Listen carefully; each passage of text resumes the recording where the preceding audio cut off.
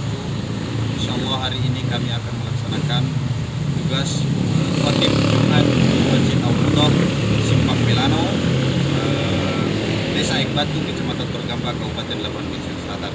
Doakan kami supaya Jumatan kali ini diberkahi Allah Subhanahu wa taala. Assalamualaikum warahmatullahi wabarakatuh.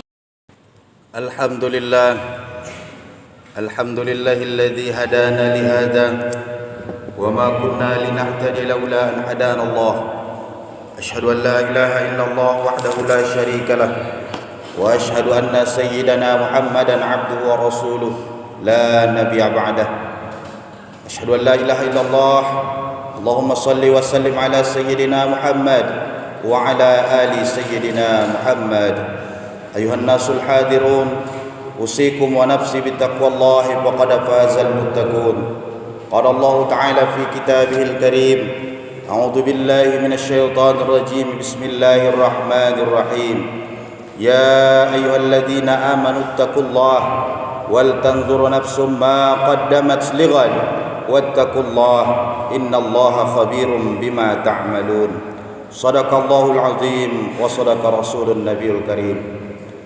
Hadirin jamaah Jumat yang dimuliakan oleh Allah Subhanahu wa taala, mari senantiasa kita tingkatkan terus menerus takwa kita kepada Allah Subhanahu wa taala dengan tolak ukur yang telah diberikan oleh Rasulullah, yakni imtisalul awamir, berusaha sekuat tenaga menjalankan seluruh perintah Allah, wajtinabun nawahi, dan juga berusaha meninggalkan serta menjauhi larangan-larangannya Allah.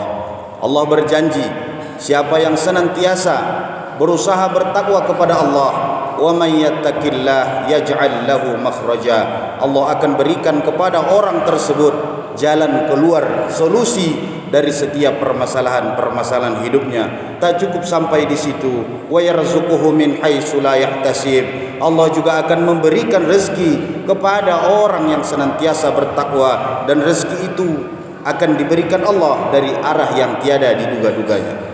Pun juga salawat harus selalu tercurah dari lisan kita dengan kalimat Allahumma salli wa sallim ala sayyidina Muhammad wa ala ali sayyidina Muhammad. Hadirin jamaah Jumat yang dimuliakan oleh Allah Subhanahu wa taala, patut kita bersyukur kehadirat Allah masih memberikan kita nikmat yang begitu luas. Dan salah satu nikmat yang paling sempurna pada hari ini, Allah berikan kepada kita kesempatan pada yaumul Jum'ah ini, Sayyidul Ayyam, kita bisa berjamaah melaksanakan solat Jumat di masjid yang kita cintai ini. Tak cukup sampai di situ, pada hari ini pula, tepat pada tanggal 1 Sya'ban, Allah tempatkan kita dan berikan kesempatan kepada kita untuk berjumpa dan beribadah di salah satu bulan yang juga dimuliakan Allah Subhanahu wa taala. Jamaah yang dirahmati Allah, kemarin bulan Rajab telah berlalu meninggalkan kita.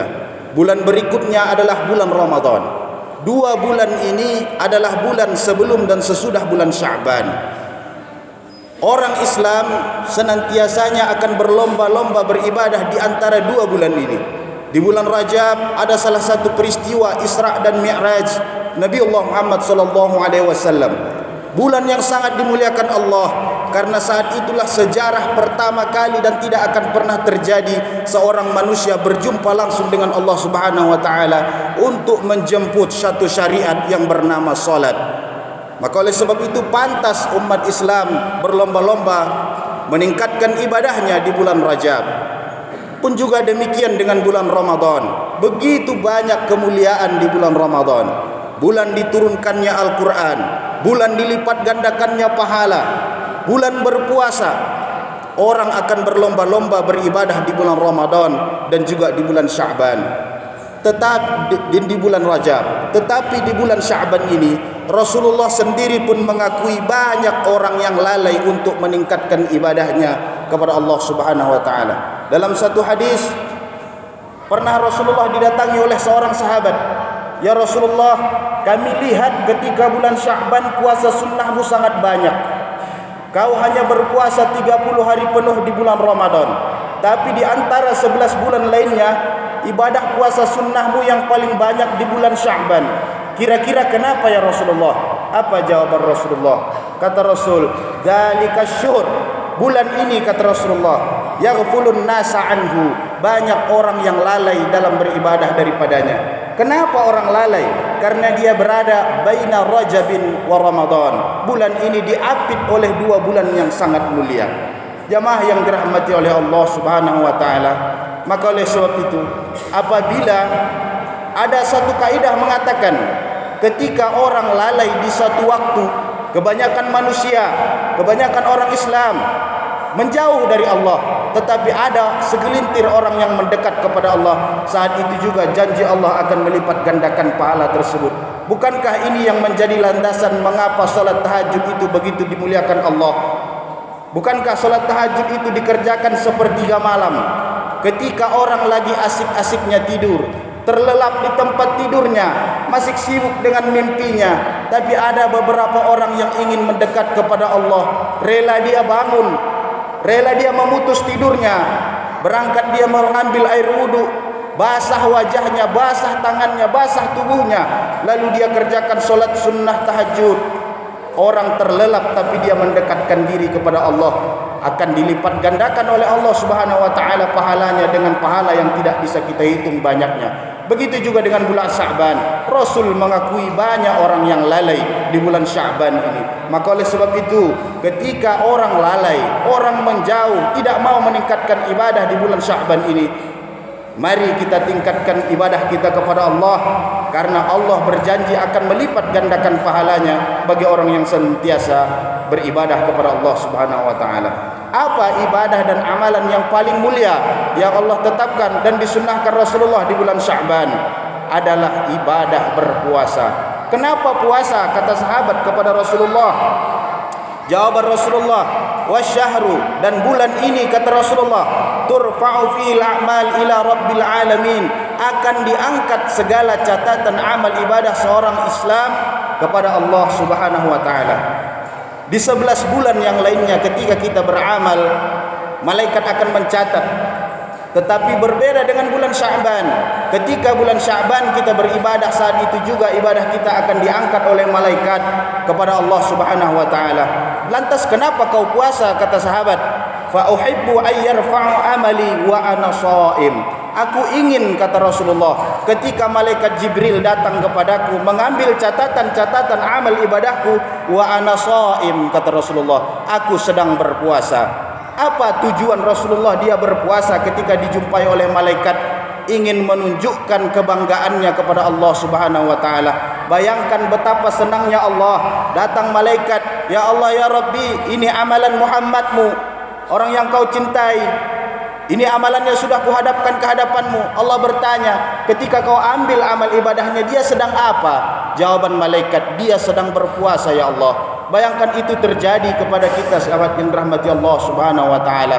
Maka perbanyak berpuasa kepada Allah. Bukankah dalam kehidupan sehari-hari hal ini sering kita lakukan?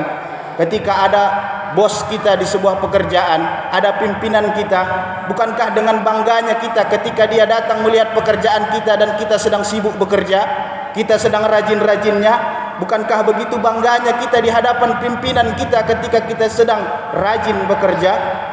Kalau kepada manusia kita segitu dekatnya, segitu menjilatnya kita mendekatkan diri kepada manusia yang hanya pimpinan seorang manusia saja, kenapa kita tidak berusaha mendekatkan diri kepada Allah? Mari berpuasa di bulan Sya'ban ini, bulan menimba amal ibadah kepada Allah Subhanahu wa taala. Bulan yang 3 ini berturut-turut yang sangat dimuliakan Allah. Rajab, kata Rasulullah, bulannya Allah, karena telah Isra dan Mi'rajkan Allah berjumpa dengan Muhammad sallallahu alaihi wasallam. Sya'ban, kata Rasulullah, bulanku, karena aku lebih banyak berpuasa sunnah di bulan ini dibandingkan bulan-bulan yang lainnya. Ramadan adalah bulan umatku. Di situ nantinya akan dikumpul segala amal ibadah 11 bulan dan akan terus dilipat gandakan sampai 1000 nanti lipatannya bagi orang yang rajin beribadah di bulan puasa.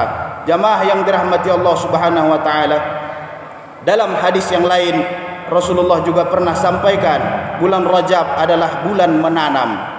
Segala amal ibadah kita persiapkan di bulan Rajab. Kemudian bulan Sya'ban adalah bulan menyiram. Kita harus lebih serius di bulan Sya'ban, bukan berlenga-lenga. Karena tidak akan ada jaminan kita akan berjumpa dengan Ramadan walaupun hanya tinggal menghitung minggu saja. Idza jaa ajalukum la yastakhiruna sa'atan wa la yastaqdimun.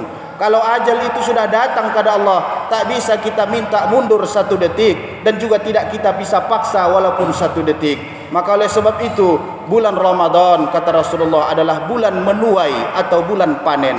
Segala amal ibadah yang kita tingkatkan sebelum datangnya Ramadan akan dilipat gandakan di bulan Ramadan. Ketika kita solat 1 rakaat, dilipat gandakan Allah dengan 1000 rakaat. Kita baca 1 ayat Al-Quran, Allah lipat gandakan 1000 ayat Al-Quran. Tapi pertanyaannya jamaah yang dirahmati Allah, sudahkah ada persiapan kita berjumpa dengan bulan Ramadan tersebut? Terakhir, 1 amalan yang sangat sering dibacakan Rasulullah ketika masuknya bulan Sya'ban dan juga bulan Rajab. Allahumma barik li fi Rajabin wa Sya'ban wa ballighna Ramadan. Ya Allah, berkahi umur kami di bulan Rajab, berkahi umur kami di bulan Sya'ban, wa ballighna Ramadan. Jangan lupakan ya Allah, sampaikan usia kami berjumpa dengan bulan Ramadan-Mu yang sangat mulia itu. Ketika Rasul membacakan doa ini, beliau selalu meneteskan air mata karena inginnya dan cintanya dia berjumpa dengan bulan Ramadan tersebut. Kesimpulan, jamaah yang dirahmati Allah Subhanahu wa taala, Ramadan tinggal menghitung minggu saja. Kita akan berjumpa. Mari tingkatkan amal ibadah di bulan Sya'ban ini sebagai bentuk cinta kita kepada Rasulullah, meniru tauladannya. Minimal puasa nisfu Sya'ban jangan pernah terlupa. Berpesan khotib kepada kita semua, ingat dan catat tanggal nisfu Sya'ban itu. Andai pun hari itu tidak kita berpuasa nantinya, banyak saudara-saudara kita yang berpuasa. Jangan merokok sembarangan di luar, jangan makan di rumah makan, jangan minum di tengah jalan. Menghargai orang walaupun kita tidak bisa berpuasa. Mungkin saat itu banyak saudara-saudara kita yang berpuasa. Ingat dan catat tanggal hari nisfu Sya'ban tersebut. Barakallahu li wa lakum fil Qur'anil Karim wa nafa'ani wa iyyakum bima fihi minal ayati wa dzikril hakim wa taqabbala minni wa minkum tilawatahu innahu huwal ghafurur rahim.